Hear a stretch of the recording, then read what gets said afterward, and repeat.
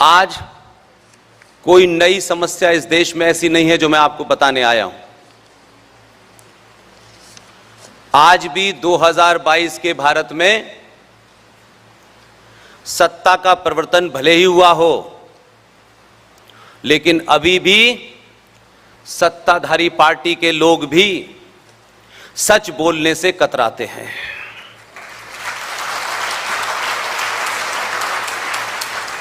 इसलिए सत्ता का परिवर्तन राष्ट्र का परिवर्तन नहीं होता। सत्ताएं बदलती हैं, नई आती हैं, विचारधाराओं की नई नई दुकानें खुलती रहती हैं, लेकिन राष्ट्र पे कोई फर्क नहीं पड़ता है। मैंने जब यहां अभी शब्दों का हेर फेर देखा जो मुझसे बर्दाश्त नहीं होता है। आज भी हम जब कश्मीर के बारे में अपना गाना गा रहे थे, आयोजकों से माफी चाहता हूं, क्योंकि मैं ऐसा कोई पाप करके यहां से नहीं जाऊंगा कि मुझे मेरा ज़मीर इस बात के लिए सवाल करे कि मंच पे कुछ बड़े लोग बैठे थे तो आपने सच बात नहीं बोली। कश्मीर के गायन में कहा गया, दुष्टों के कारण कश्मीर में कश्मीरी पंडितों को भागना पड़ा। 2022 के भारत में भी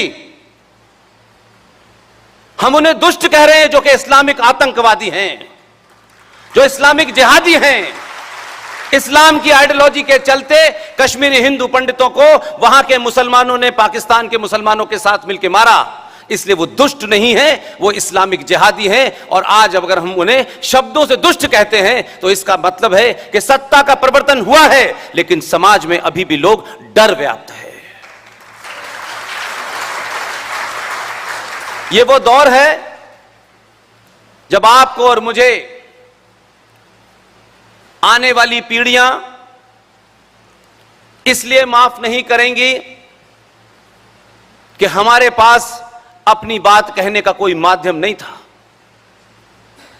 सन 1975 का बड़ा जिक्र हुआ, लेकिन आज सन 1975 नहीं है। तब भी मैं ये मानता हूं,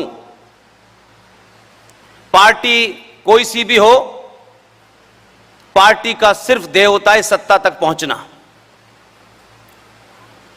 सत्ता पे पहुंचने के बाद देश की सेनाएं भी वही रहती हैं, पुलिस भी वही रहती है, आईपीसी भी वही रहता है, संविधान भी वही रहता है, जुडिशरी भी वही रहती है। तो बदलता क्या है? किस बदलाव के लिए सरकार को आप बदलते हैं?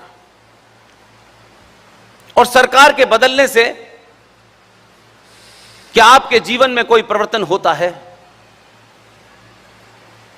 तो जिन बातों की, योजनाओं की चर्चा करते रहिए सुबह से लेकर शाम तक। हजारों योजनाएं, हर सरकार की योजनाएं होती हैं। न मुझे सरकार में इंटरेस्ट है, न योजनाओं में इंटरेस्ट है। मुझे इसमें इंटरेस्ट है कि सत्ता पे बैठने वाले शीर्ष आदमी ने इस राष्ट्र के प्रति क्या अपनी जिम्मेदारी निभाई है। इसलिए सच बोलिए, और सच में अगर अपने भी आड़े आते हैं तो उनको भी एक्सपोज कीजिए। इसलिए आज वो अपने हैं तो उनकी मीठी मीठी बातें आप सुनना चाहते हैं, लेकिन जो कुकर्म उन्होंने किए हैं उसके बारे में कोई चिंता नहीं करता, कोई बताता नहीं है सार्वजनिक। क्योंकि बताने से टिकट कट जाएगा, पार्टी का पद नहीं मिलेगा। पार्टी और सरकार बहुत छोटी है राष्ट्र के सामने, बहुत छोटी है राष्ट्र के सामने। इसलिए इस क्षेत्र में आने से पहले सरकारें कैसे चलती हैं, पार्टियों के मैनिफेस्टो कैसे बनते हैं, बिगड़ते हैं, ये 25 साल तक पास से देखा है। और इसीलिए नौकरी छोड़ते वक्त एक ही प्रण किया था, सत्ता किसी भी पार्टी की हो, व्यवस्था में कोई बड़े से बड़ा पद हो, सत्ता हमें खरीद ना पाए और हम बिकने लायक न बने। यही हमारा मोटो है। सत्ता में जाने से पहले बड़े बड़े नारे होते हैं, सत्ता में जाने के बाद नारे बदल जाते हैं, तब कुछ और एजेंडे होते हैं। सत्ताओं की अपनी मजबूरी होती है। दुनिया में जहां भी सबसे ज्यादा समस्याएं हैं वहां लोकतंत्र है। लोकतंत्र कहां से निकला, खासतौर से मैं आधुनिक लोकतंत्र की बात कर रहा हूं, मैं आचार्य चाणक्य के जमाने की बात नहीं कर रहा, विष्णुगुप्त के जमाने की बात नहीं कर रहा। अगर देश को, राष्ट्र को बचाने के लिए इस तथाकथित लोकतंत्र द्वारा सत्ता में बैठाई जाने वाली पार्टियां अगर वो राष्ट्र के खिलाफ हैं, तो फिर लोकतंत्र को कहीं टांग दीजिए और इस देश में डिक्टेटरशिप लागू कीजिए। हमें सुनने में बहुत अच्छा लगता है, लोकतंत्र बहुत अच्छा है, लोकतंत्र के माध्यम से यह इस देश की जड़ में लोकतंत्र ने मट्ठा डाला है, खूब डाला है। हम अपने घर में 5 लोगों के परिवार में लोकतंत्र की बात नहीं करते, वहां नहीं पूछते किसी से कि आज क्या सब्जी बननी है, वहां कोई फैसला लोकतंत्र से नहीं लेते। लेकिन देश में लोकतंत्र का ढोंग बहुत पीटते हैं, यहां से लेकर अमेरिका तक। दुनिया में जो भी कुछ बदलाव है, आज 2 देश ऐसे हैं, उन्होंने अपने राष्ट्र का जो मिजाज है, जो सोच है, उसको धीरे धीरे देश से निकालकर राष्ट्र पे लाके खड़ा किया। और आज यही कारण है हजारों करोड़ों बीमारियों के शिकार हैं हम। और जिन लोगों ने यह तय किया कि लोकतंत्र से राष्ट्र नहीं बचाया जा सकता, उन्होंने, उसी समाज ने, क्योंकि वहां राष्ट्र की कल्पना कुछ और है, उन्होंने अपने यहां आजीवन रूस के राष्ट्रपति पुतिन को राष्ट्रपति निर्धारित कर दिया है। आपके पड़ोस में एक चाइना है। हमें अपनी कायरता, कमजोरी, लालच को छुपाने के लिए कुछ नई नई चादरें चाहिए होती हैं, इसलिए जब तक हम दूसरे को बुरा ना कहें तब तक हम अच्छे दिखते नहीं हैं। चाइना को यह बीमारी समझ में आ गई थी, इसलिए उन्होंने कहा कि लोकतंत्र को टांग दो कहीं पे, और उनके यहां भी राष्ट्रपति आजीवन बन गया है।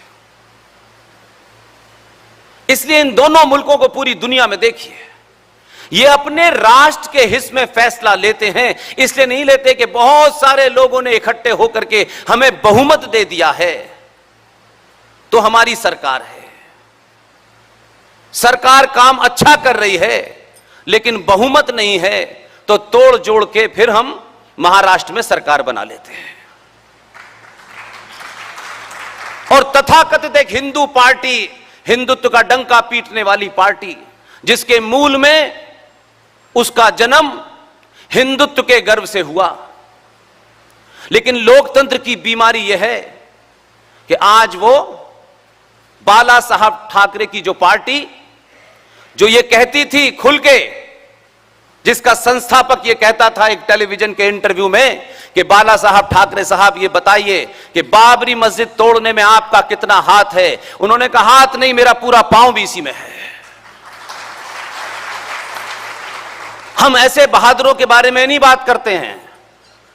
आज लोकतंत्र की इस बीमारी के कारण वो पार्टी पूरे महाराष्ट्र में अजान का कंपटीशन करा रही है, क्योंकि उन्हें कुछ मुसलमानों का भी समर्थन चाहिए।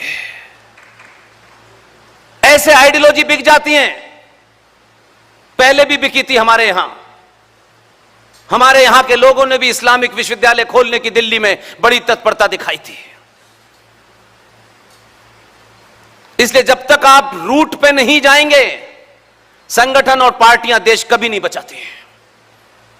ढोंग होता है कि हम देश बचा रहे हैं, हम ये कर रहे हैं, हम वो कर रहे हैं, ऐसा कभी नहीं होता। जिस दिन राष्ट्र खड़ा हो जाता है उसी दिन बचाव पैदा हो जाता है।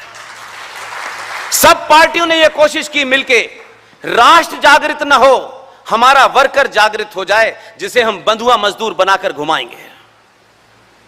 वोट दे मरे इनके लिए, और जब सत्ता में ये आए तो फिर दूसरी चुनौतियों का सामना करते हुए आपके ऊपर सवाल ना करें। और भारत के इस तथाकथित संविधान को रौंदते हुए हर पार्टी ने एक पैरेलल व्यवस्था खड़ी कर दी है। इसलिए आज कौन सी पार्टी सत्ता में है, कौन सी नहीं है, यह महत्व नहीं है।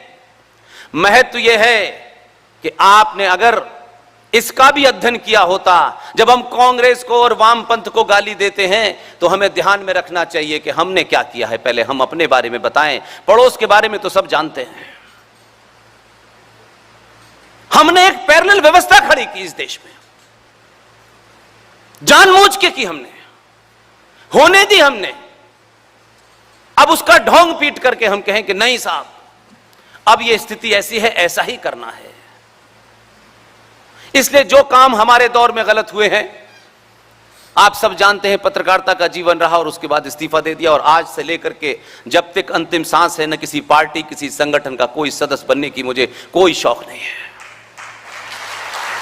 और यह सिर्फ इसलिए है कि अगर पार्टियों में जाने से मुंह पे टेप लग जाता हो और संगठनों में जाने से यह तय करना पड़ता हो कि 1925 में जो हमारा हिंदुत्व था वो 2022 में हिंदुत्व नहीं है, अब डीएनए सबका एक है, तो भाई साहब ये मुश्किल है मेरे लिए। ये नहीं हो सकता, ये नहीं हो सकता। मेरी निष्ठा राष्ट्र के प्रति है, किसी व्यक्ति विशेष और संगठन के प्रति नहीं है।